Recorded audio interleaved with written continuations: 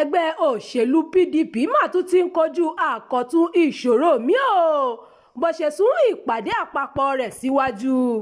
Ní báyìí tó kù ọ̀sẹ̀ díẹ̀ kí ìpàdé gbogbogbò ẹgbẹ́ òṣèlú PDP wáyé, ògiri ẹgbẹ́ náà tún ti ń lanu, alágbá sì ti ń ráyè wọlé. Ìdí ni pé aáwọ̀ abẹ́nú tó ń bá ẹgbẹ́ òṣèlú náà fínra tún peléke sí i.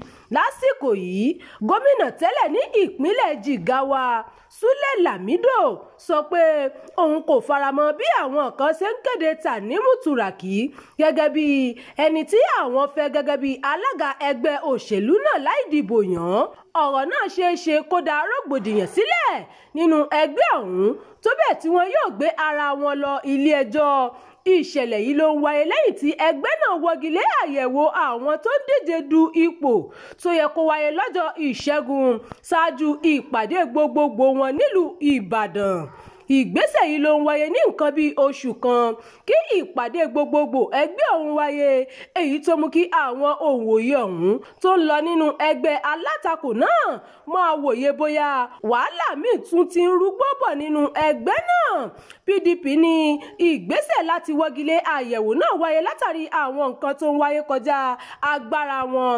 Nínú àtẹ̀jáde kan lọ́jọ́ Ajé, alága ìgbìmọ̀ tó ń ṣètò ìpàdé gbogbogbò ẹgbẹ́ náà tó tún jẹ́ gómìnà ìpínlẹ̀ Adamawa Umaru Fintiri sọ pé àwọn yóò kéde ọjọ́ tuntun tí ìpàdé gbogbogbò náà yóò wáyé.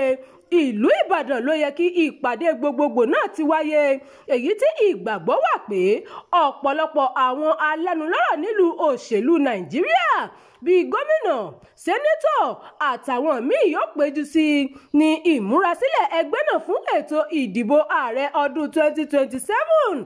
Lọ́jọ́ Ajé ni gómìnà ìpínlẹ̀ Jigawa tó tún jẹ́ èèkàn ẹgbẹ́ PDP Lamido dúnkokò pé òun yóò gba ilé ẹjọ́ lọ tí wọn kò bá gba òun láàyè láti ra fọ́ọ̀mù àwọn tó fẹ́ díje sípò alága ṣáájú ìpàdé gbogbogbò náà tí yóò wáyé lọ́jọ́ 15 àti ọjọ́ 16 oṣù kọkànlá ọdún 2025 yìí nílùú Ìbàdàn.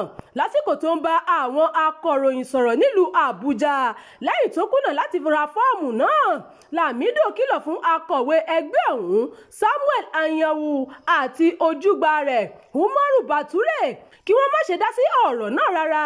Nígbà tí wọ́n sọ̀rọ̀, Anyanwu àti Bature sọ pé àwọn kò tí ì rí fọ́ọ̀mù kankan tí wọ́n tẹ̀ jáde fún àwọn tó bá fẹ́ díje ní ìmúrasílẹ̀ fún ìpàdé gbogbo ẹgbẹ́ náà.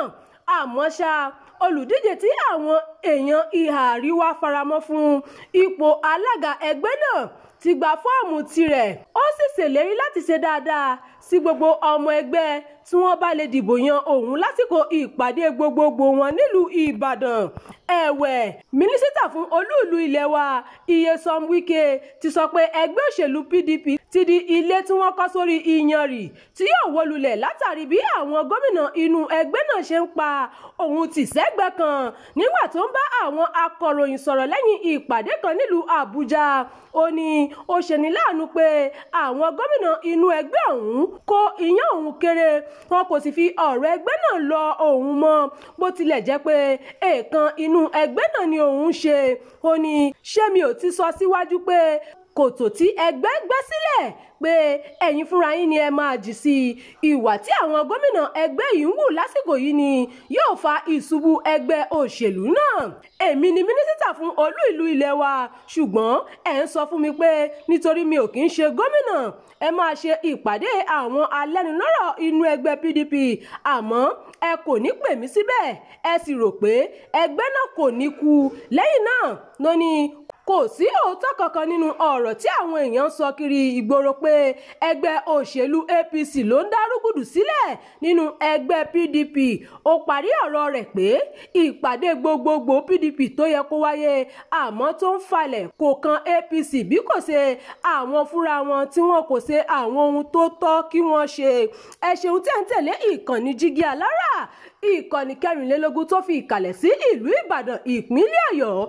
Ẹ máa bá wọn pín àwọn ìròyìn yìí ká, ẹ bá wa fi èròǹgbà yín sí abala àríwísí. Abdulkareem Nimat ló ti ń jábọ̀ ìròyìn. Ó ń gún mọ́ gbogbo wa, ó ń gún mọ́ wa.